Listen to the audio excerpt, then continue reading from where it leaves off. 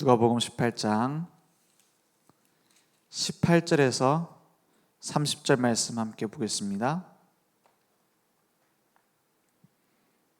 제가 한 절 여러분의 한 절 교독하겠습니다. 어떤 관리가 물어 이르되 선한 선생님이여 내가 무엇을 하여야 영생을 얻으리이까? 예수께서 이르시되 내가 어찌하여 나를 선하다 일컫느냐 하나님 한 분 외에는 선한 이가 없느니라. 내가 계명을 안 하니 간음하지 말라, 살인하지 말라, 도둑질하지 말라, 거짓 증언하지 말라, 내 부모를 공경하라 하였느니라. 여짜오되 이것은 내가 어려서부터 다 지키었나이다. 예수께서 이 말을 들으시고 이르시되 내게 아직도 한 가지 부족한 것이 있으니 내게 있는 것을 다 팔아 가난한 자들에게 나눠주라. 그리하면 하늘에서 내게 보화가 있으리라. 그리고 와서 나를 따르라 하시니. 그 사람이 큰 부자이므로 이 말씀을 듣고 심히 근심하더라. 예수께서 그를 보시고 이르시되 재물이 있는 자는 하나님의 나라에 들어가기가 얼마나 어려운지. 낙타가 바늘귀로 들어가는 것이 부자가 하나님의 나라에 들어가는 것보다 쉬우니라 하시니. 듣는 자들이 이르되 그런즉 누가 구원을 얻을 수 있나이까? 이르시되 무릇 사람이 할 수 없는 것을 하나님은 하실 수 있느니라. 베드로가 여짜오되 보옵소서 우리가 우리의 것을 다 버리고 주를 따랐나이다. 이르시되 내가 진실로 너희에게 이르노니 하나님의 나라를 위하여 집이나 아내나 형제나 부모나 자녀를 버린 자는 30절 함께 읽겠습니다. 현세의 여러 배를 받고 내세의 영생을 받지 못할 자가 없느니라 하시니라. 아멘. 예수님께서는 언제나 세상 사람들하고 조금 다른 기준의 얘기를 많이 하십니다. 어떻게 보면 패러독스라고도 말할 수 있는데 왜냐 우리와 전능하신 주님과에는 완전히 큰 갭이 있기 때문입니다. 하나님은 영원한 것을 보고 계세요. 영생 복을 우리에게 주시려고 하는데 우리는 지금 당장 눈에 보이는 것만을 따라가고 있는지도 모릅니다. 그래서 우리에게 주신 이 영생 복을 누리고 그냥 누리는 걸로 끝나면 안 되죠. 알리는, 전달하는 순례자들로 우리를 부르셨습니다. 하나님께서 우리에게 말씀을 주시는데 그 말씀이 이해되는 말씀도 있어요. 그래서 불신자들도 이해한다니까요. 불신자들한테 복받아라 하면 얼마나 좋아합니까? 네가 처음은 미약했으나 끝은 창대하리라. 이런 말씀 불신자도 좋아해요. 그죠? 그런데 성경 말씀에는 불신자가 이해하기 어려운 말씀도 있어요. 예수님이 나를 위해서 죽으심으로 나의 죄가 사해졌다? 왜 그게 가능하냐? 왜 오직 예수라고 말하냐? 이렇게 말해요. 근데 그 중에서도 진짜 복음의 가치를 알고 영적인 세계를 아는 자만 이해할 수 있는 말씀도 많이 들어있습니다. 그래서 이 성경 말씀이 하나님의 말씀이 진짜 깨달아졌다는 것은 하나님의 은혜입니다. 예수님께서 제자와 무리를 부르셨어요. 이건 숫자를 말하는 뜻이 아니죠. 제자는 하나님이 주신 명령을 가지고 예수님이 하셨던 사역을 이어갈 사람입니다. 무리는 뭐죠? 그 혜택만 받고 그 본질을 놓치는 거예요. 분명히 무리도 소중하죠. 무리가 소중하지 않았다면 예수님께서 일일이 다니면서 치유하실 필요가 없어요. 그죠? 예수님께서 가는 곳마다 많은 무리들을 치유하시고 떡을 떼서 먹이시고 했다니까요. 소중한 겁니다. 모든 사람을 살리는 겁니다. 이제 복음은 모든 사람 살리는 거예요. 제자만 우리끼리만 제자가 아니라 제자가 있고 무리가 있는데 무리를 살리면서 제자는 따로 세우는 겁니다. 왜냐? 진짜 가치를 아는 사람. 그래서 예수님께서 제자들을 부르시기 전에 바로 하신 게 있어요. 12제자를 부르러 가시기 전에 하신 사역이 있다니까요. 그게 뭐냐? 마태복음 4장 1절에서 11절의 말씀을 보니까 예수님이 40일 금식 기도를 하셨어요. 그죠? 우리도 올바른 제자 세워야 된다. 영적 싸움부터 먼저 싸워야 됩니다. 우리가 복음 전해야겠다. 전도해야 되겠다. 우리가 뭐 교회를 위해서 무슨 헌신을 해야겠다. 가장 먼저 해야 될 게 뭡니까? 영적 싸움부터 싸워야 됩니다. 그거 안 하면 다 헛거예요. 그지? 노력한 만큼 손해입니다. 우리가 좋은 계획을 세운 만큼 손해예요. 마태복음 4장 1절에서 11절에 주님이 가장 중요한 제자를 세우려는 그 사역 전에 뭘 하셨습니까?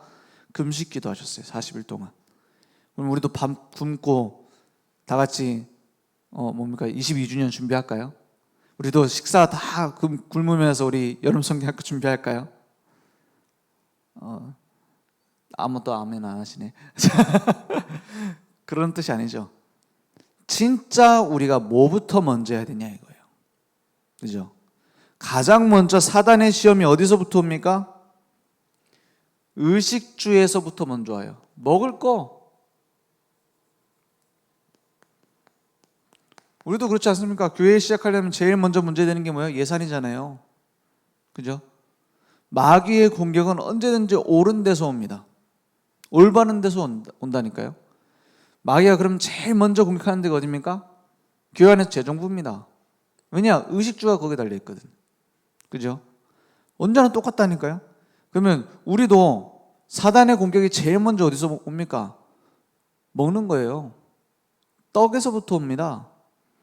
그러니까는 예수님께 와서 감히 전능하신 주님 앞에 하는 시험이 뭐예요? 배고프니까 이거 떡이랑 비슷하게 생겼나 봐요.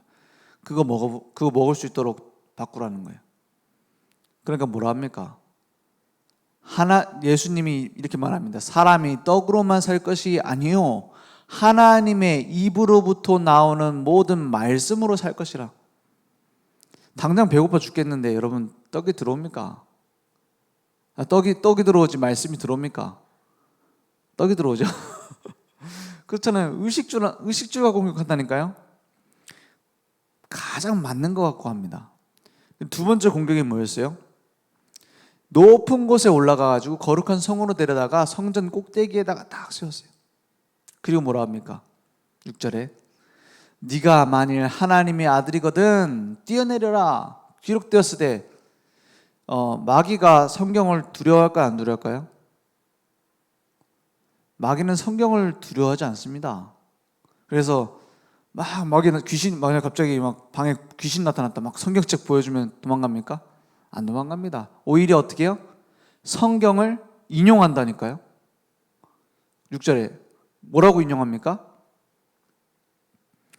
그가 기록되었으되 그가 너를 위하여 시편에 나와 있는 말씀이거든요. 그의 사자들을 명하시리니 그들이 손으로 너를 받들어 발이 돌에 부딪히지 않게 하리로다 그랬어요. 뛰어내려 봐라. 뭘 말하는 거죠? 대부분이 이거 말합니다. 명예. 그래서 교회에서도 자리 하나 안 주면 시험 들잖아요. 그런 사람 많다니까요. 이거 위해서 몸부림치잖아요. 대통령 한번 하겠다고. 그러니까 예수님 뭐라 합니까? 주 너의 하나님을 시험하지 말라 하였느니라. 마귀도 말씀을 가지고 얘기를 하고요. 예수님도 말씀을 가지고 얘기합니다. 말씀으로 물리치십니다. 직접 또 꺼져 이러면 될 건데 안 그러고 말씀을 가지고 얘기한다는 우리도 마찬가지입니다. 하나님의 말씀, 그것도 하나님의 뜻, 하나님의 계획인 복음이 담긴 말씀만 나를 살리고 영적 싸움 싸울 수 있어요.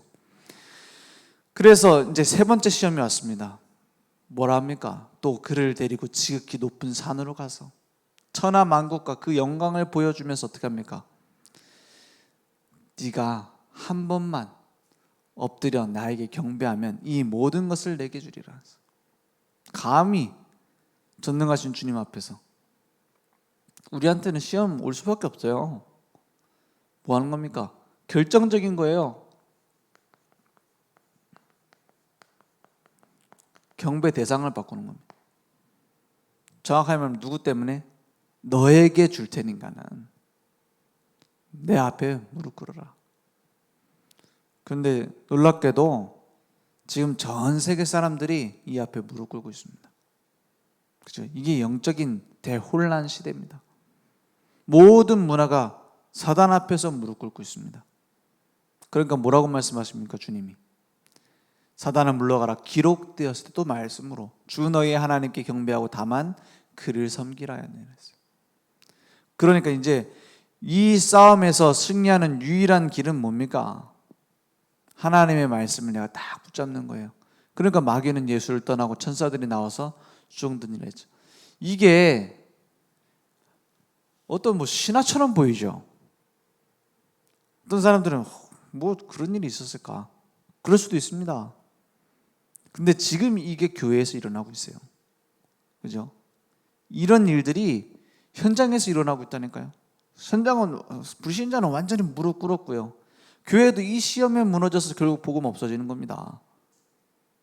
왜 중세교회가 복음이 없어졌습니까? 원래 초대교회 아니었습니까? 초대교회를 무너뜨리고 중세교회가 된 게 아니니까 변질됐어요. 개혁교회가 마틴 루터가 칼빈이 종교개혁했잖아요. 진짜 막 복음 회복했습니다. 그런데 그 교회가 전쟁에서 지거나 아니면 경쟁에서 밀려나서 지금 현대교회가 된 게 아니에요. 그 종교개혁을 했던 개혁교회가 변질되어져서 지금 현대교회가 된 겁니다. 긍정적인 사고 그런 거 얘기하고 뭐 어떻게 하면 성공할까 그 얘기하고 복음 얘기하지 않는 교회가 어디서 시작됐습니까? 중간에 다른 교회가 생긴 게 아니에요. 종교 개혁됐던 교회가 변질됐다니까요. 뭐 때문에? 이것 때문에.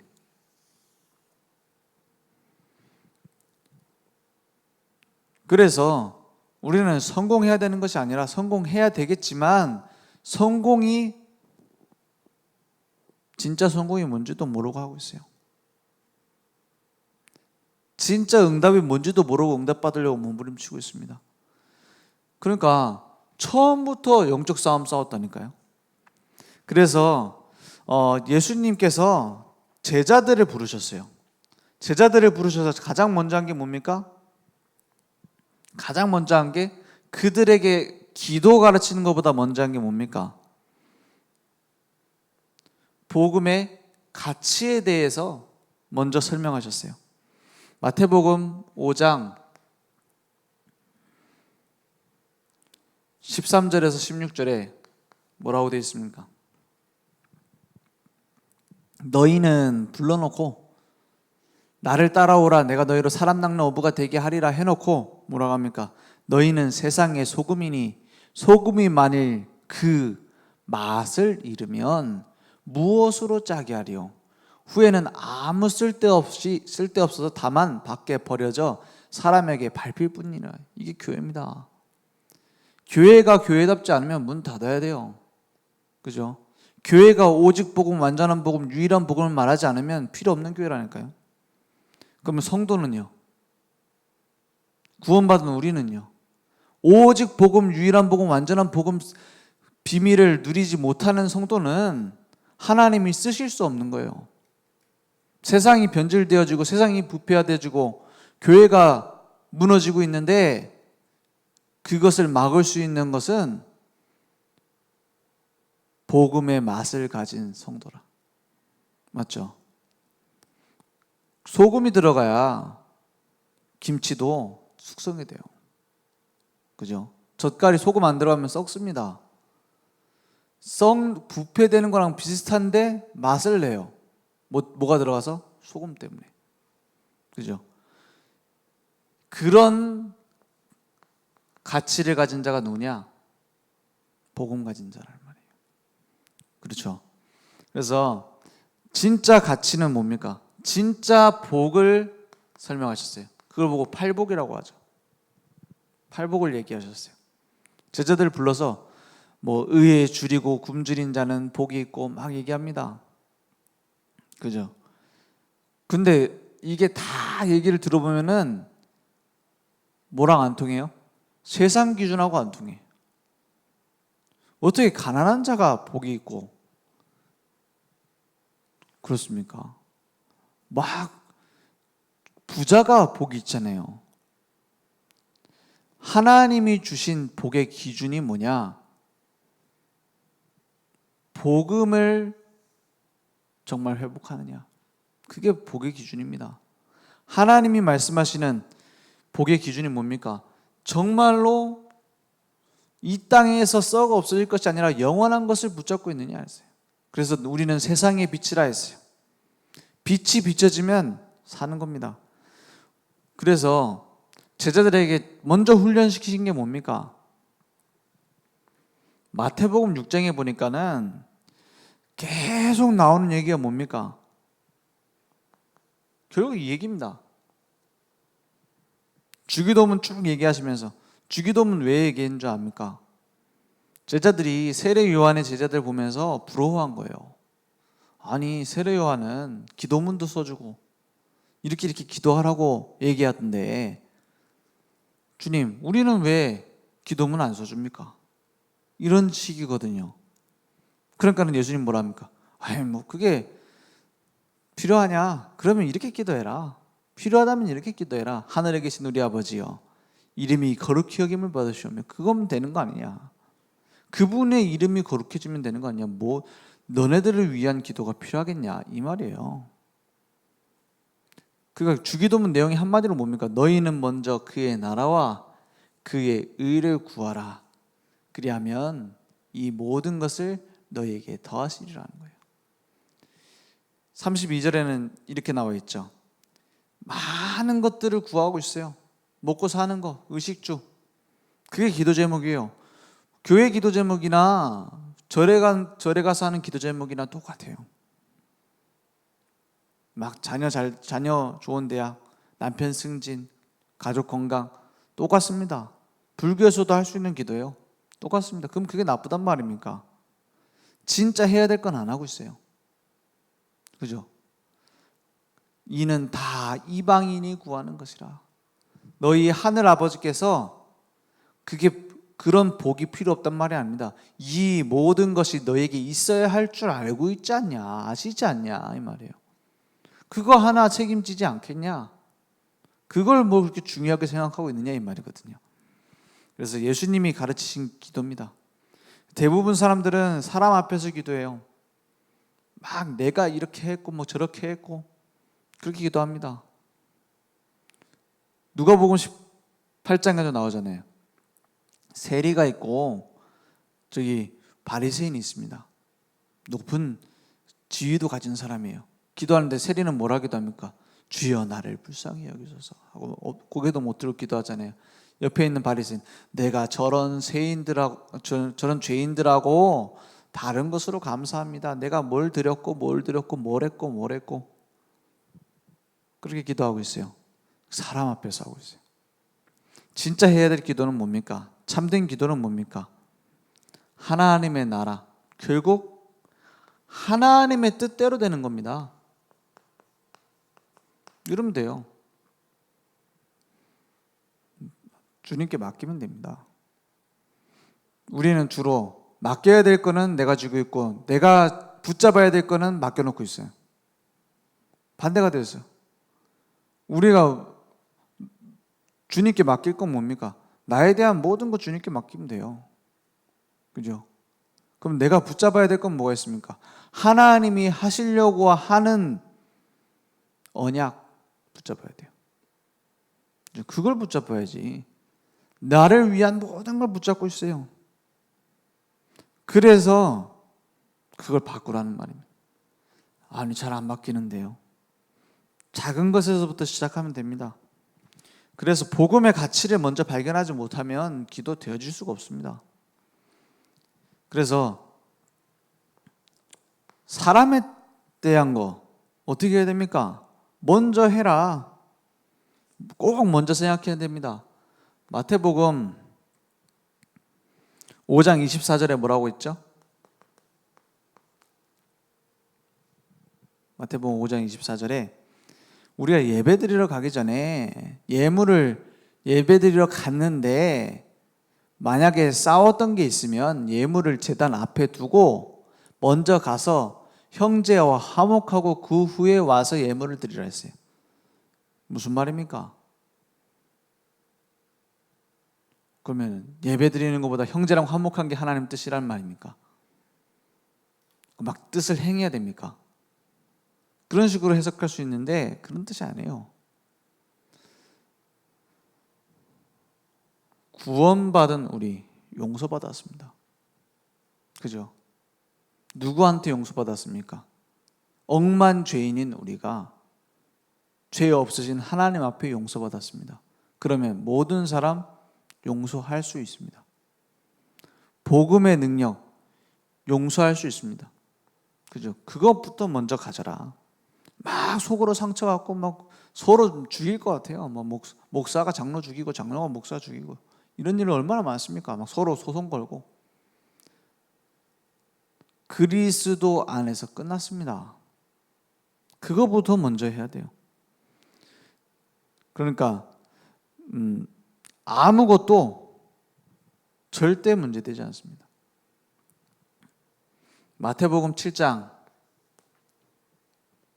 1절에서 6절 말씀 보니까 뭐라고 말하고 있습니까? 마태복음 7장 이렇게 말합니다. 비판을 같이 읽어보세요. 비판을 받지 아니하려거든 비판하지 말라 했어요. 이 말이 제일 안 되는 게 누구예요? 집에 있는 사람이잖아요. 그죠? 비판을 받지 아니하려거든 비판하지 마라. 2절에 뭐라 되어 있습니까? 너희가 비판하는 그 비판으로 너희가 비판을 받을 것이요 너희가 헤아리는 그 헤아림으로 너희가 헤아림을 받을 것이니라 했어요. 좀 찔려야 됩니다. 그죠? 좀 찔 때마다 이 말씀이 집에서 보면서 야, 저 왜 저럴까? 이런 생각 안 듭니까? 근데 생각해 보면은 나도 그 비판 속에 속해 있어요. 나도 다를 바가 없어. 그걸 제일 많이 느낄 때가 뭐냐? 애들 혼낼 때. 우리 아들이 나랑 똑같거든. 하는 성격이 완전히. 그러니까 답답한 거예요. 뭐가 답답하냐? 나랑 똑같은 짓을 해. 여러분 안 그렇습니까? 저렇게 좀 안 했으면 좋겠는데 오히려 닮으니까 더 짜증나는 거 있잖아. 막 내 모습 보고 갖고 막. 그러니까 막 화가 나. 그때 말씀이 생각나는 거예요. 너희가 비판하는 그 비판으로 너희가 비판을 받을 것이요. 뭐가 다릅니까? 그래. 훌륭하십니까? 여러분 진짜 훌륭해서 남편한테 뭐라고 하는 겁니까? 여러분 훌륭하셔가지고 부인한테 뭐라 하는 겁니까? 아니잖아요. 3절에 뭐라고 되어 있습니까? 어찌하여 형제의 눈 속에 있는 티는 보고 티 눈에 들어가면 얼마나 따가워요. 그죠? 막 여기에 먼지 들어갔다. 작은 먼지 들어갔다 따갑습니다. 모래가 들어갔다. 아유 진짜 막 큰일 나죠. 내 눈 속에 있는 들보는 깨닫지 못하느니라 해서. 들보가 뭐예요? 들보 저 건물에 세우는데 기둥을 세워놓고 그 기둥 위에다 지붕 바로 얹으면 안 되잖아요. 그 기둥 사이에 큰 나무를 들보라 하잖아요. 그런 게 눈에 들어갈 수 있습니까? 이걸 먼저 보라는 거예요. 맞죠? 비판할 수가 없습니다. 진짜 은혜 받은 사람은 비판이 나올 수가 없어요. 그죠? 그리스도의 십자가의 은혜를 아는 사람은 비판할 수가 없습니다. 감사할 수밖에 없어요. 그죠? 그리고 우리도 그 은혜를 누리면은 조금 밝아 보이고 누리면은 조금 다른 사람들 비판할 거 안 보이다가 은혜 떨어지면 어떻게 해요? 은혜를 놓치고 살면은 다 온갖 거 욕할 거밖에 없어요. 그럼 나중에 뭐랍니까? 이 교회가 맞죠? 그거 왜 그러냐? 놓쳐서 그래요. 복음의 능력을 놓쳐서 그래요. 오늘 그러면 저절로 되어질 겁니다. 그러니까 무리들을 내버려 두신 게 아니에요. 치유하셨습니다. 마태복음 8장에 보니까 17절에 요 앞에는 누가 나오냐면은 베드로의 장모가 열병을 앓고 있어요. 거기에 가셔서 치유하신 겁니다. 근데 이 치유된 것을 보고 말하는 겁니다. 아, 이게 선지자 이사야를 통하여 하신 말씀에 우리의 연약한 것을 친히 담당하시고 병을 짊어지셨도다 함을 이루려 하심이구나. 이사야 53장에 나와 있는 말씀이죠. 이것을 이루려 하심이구나. 이렇게 깨닫게 된 겁니다. 그러니까 무리를 내버려 둔 게 아닙니다. 무리를 다 품고 사랑하셨어요. 우리 교회에서도 어떤 사람이 제자입니까? 분명히 제자와 무리가 있거든요. 그런데 주로 우리가 착각하기 쉬운 게 뭔가 약간 제자는 훈련을 많이 받고 이렇게 좀 체질이 잘 돼 가지고 그런 사람들 제자다라고 보는 경우가 많아요. 그래서 약간 우리나라에서는 선교단체 CCC 내비게 또 많은 좋은 역할을 많이 했죠. 그런데 교회화가 잘 안 돼요. 그 왜 그런 거 하니 자기들끼리가 강해. 그런 것 같더라고요. 그래서 뭐가 가냐? 우리 제자 리더십은 강해요. 막 빠르게 움직입니다. 일도 잘합니다. 그래서 선교단체 주신 일 시켜놓으면 확실하게 해요. 근데 나중에 보면은 뭐가 있냐? 다른 사람과 함께 하는 게 약해. 왜 그런 거 하니까는 제자니까. 근데 주님은 그렇게 안 하셨거든요. 어떻게 했습니까? 제자를 따로 세우지만 우리들끼리가 아닙니다. 전체를 살릴 수 있었어요.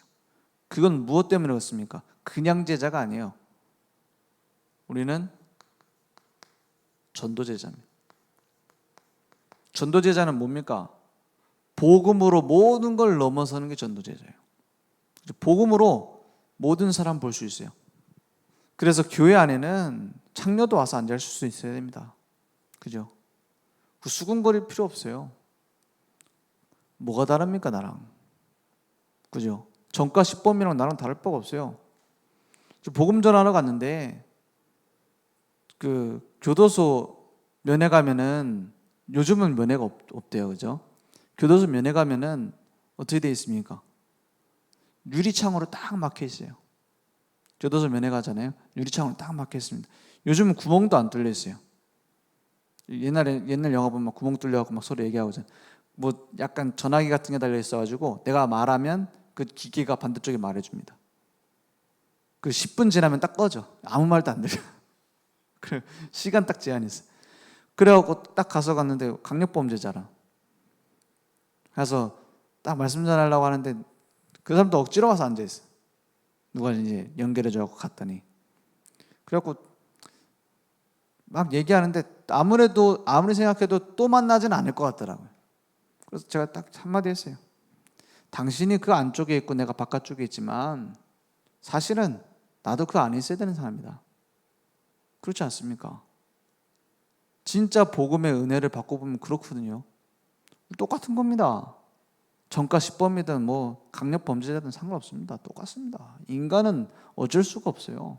진짜 속을 들여다 보셨습니까? 그렇거든요. 그 안에 있는 거나 밖에 있는 건 똑같다. 나도 그리스도 안에 들어옴으로 하나님 자녀가 된 것. 당신도 그럴 수 있다. 다음에 또 말씀드릴 기회가 된다면 진짜 당신에게 이런 치유가 일어날 것이다. 그랬어요. 우리의 모든 것 주님이 아십니다. 그래서 복음의 능력을 어느 정도 체험했습니까? 복음의 능력을 체험했다는 것은 모든 사람이 이해할 수 있다는 거예요. 복음의 능력을 체험했다는 것은 어떤 죄인도 용서할 수 있다는 겁니다. 근데 또 듣다 보면 또 용서 못할 인간도 있어요. 그죠? 야, 이거는 완전 인간 아니라.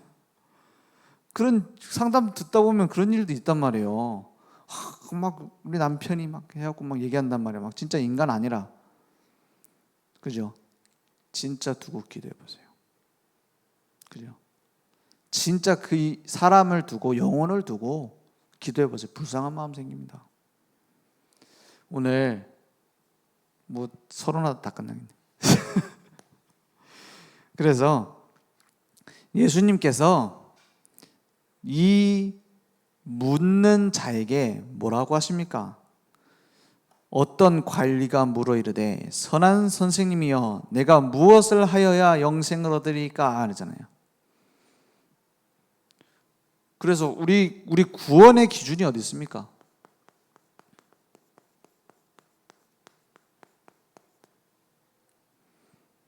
선한 선생님이요. 그러니까는 뭐라 합니까? 하나님 외에 하나님 한 분 외에 선한 이가 없느니라 했어요. 무슨 얘기죠 이게? 우리의 노력 가지고 안 된단 말이에요. 그죠?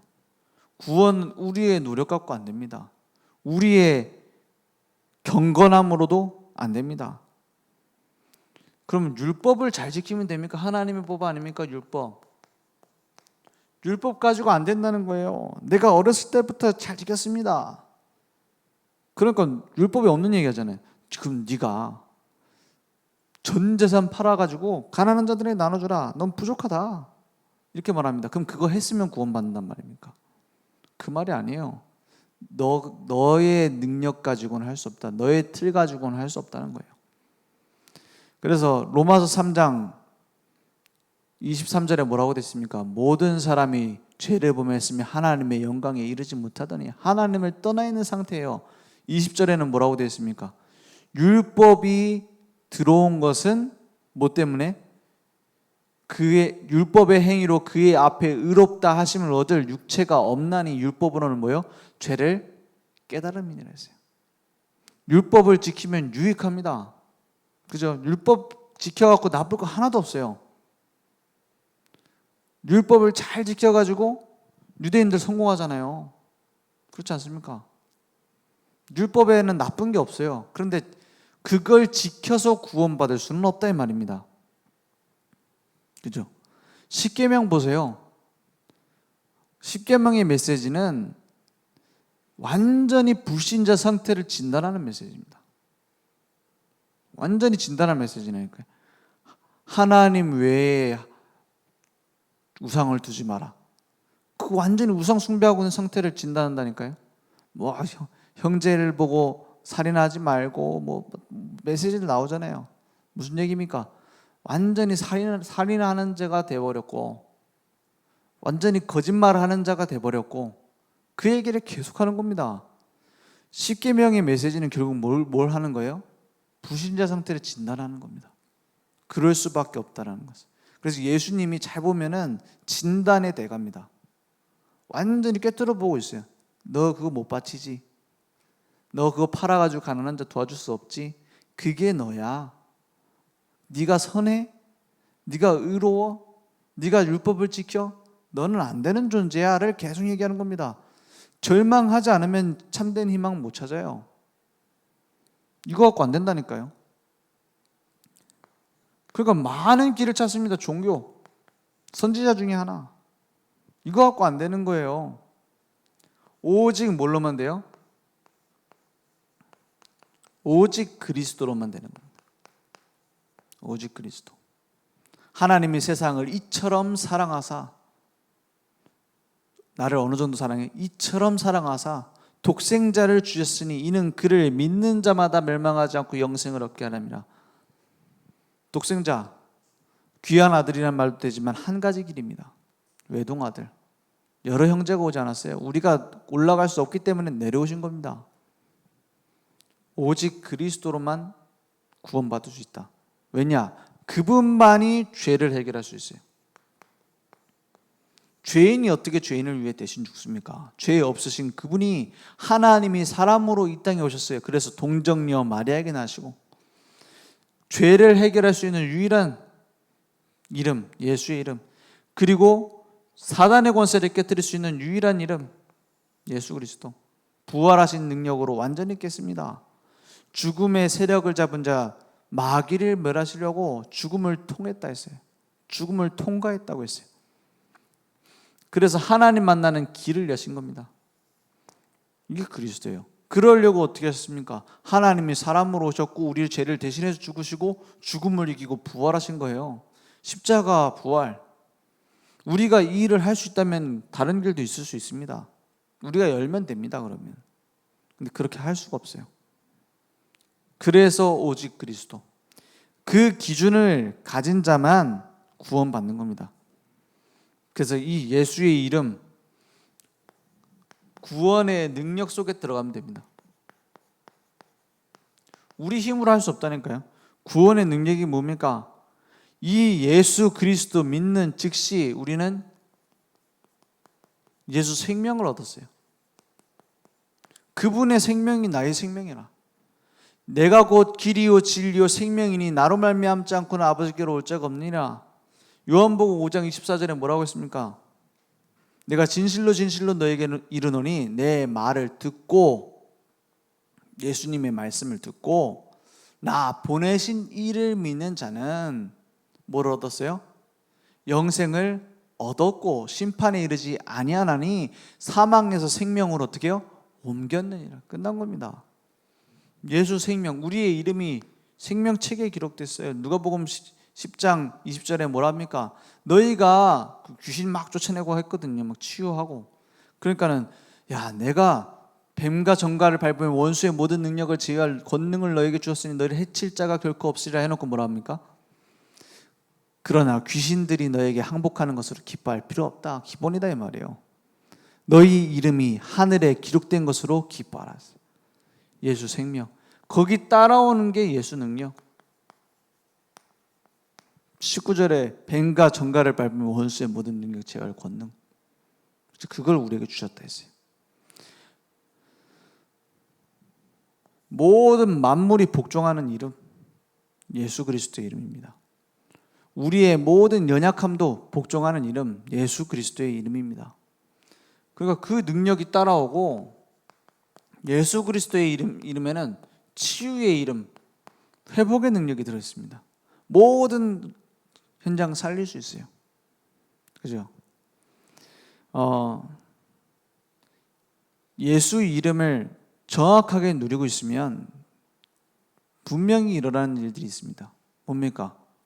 참 왕 대신 그리스도께서 나와 함께 하시기 때문에 현장의 모든 흑암 세력은 무너지게 돼 있어요. 정확하게 예수 그리스도를 누리고 있다면, 건강하게 누리고 있다면 어떤 일이 일어납니까? 참 제사장 되신 그리스도 때문에 내 현장의 재앙이 무너지게 되어 있습니다. 그리고 나를 통해서 생명운동이 일어나게 되어 있어요. 참 선지자 되신 그리스도가 나와 함께 하시기 때문에 모든 걸 회복시키는 능력입니다. 그죠? 모든 무너진 가정 복음이면 해결됩니다. 그걸로만 해결할 수 있습니다. 그 대부분 뭡니까? 상처 때문이잖아요. 그래서 막 이혼해야 되겠다. 정말로 기도해 보셨습니까? 진짜 그 능력과 그 생명을 가지고 누리고 기도해 봤냔 말이에요. 그죠? 그러면 하나님의 능력이 나타나게 돼 있어요. 그럼 우리는 이혼을 했는데, 이혼한 건 또 하나님 더 큰 계획이 있습니다. 그죠? 이혼해봐야 이혼한 사람 이해하고 살릴 거 아닙니까? 그죠? 어떤 것도 문제되지 않아요. 복음의 능력입니다. 그래서 우리의 모든 것을 주님은 알고 계세요. 예수 생명, 예수 능력, 예수 회복, 응답도 그 안에 다 있습니다. 그래서 응답 받는 게 중요한 게 아닙니다. 정확하게 받는 게 중요합니다. 그죠? 진짜 응답은 뭡니까? 어떤 응답이 중요한 게 아니에요.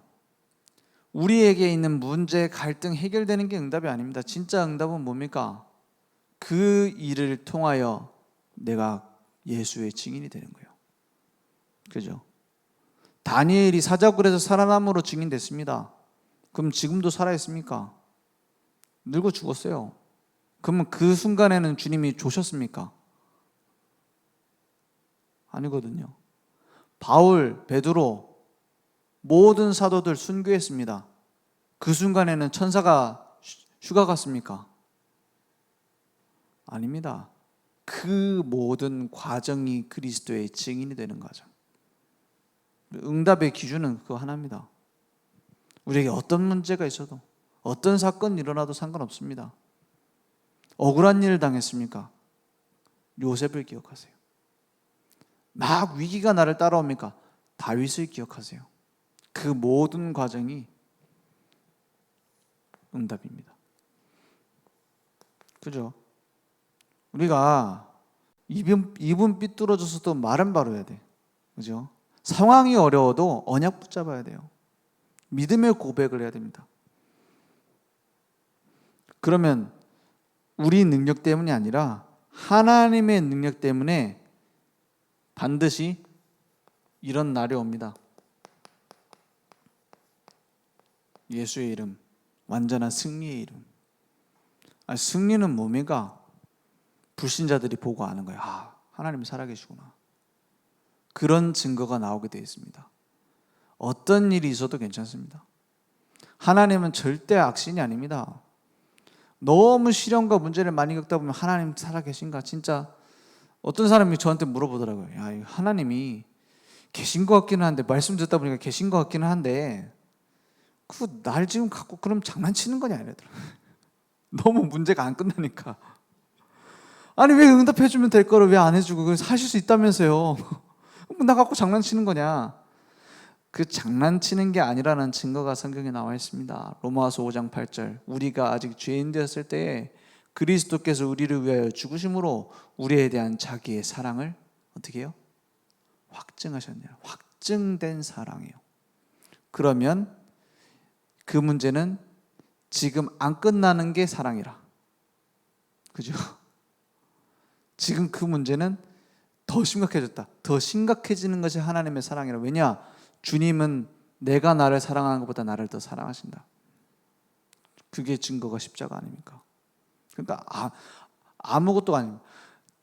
0% 걱정할 거 0%입니다. 진짜 하나님은 더 큰 계획 갖고 있다니까요. 그러니까 속지 않으면 승리합니다. 난 자꾸 속는데요. 속아도 괜찮습니다. 왜냐?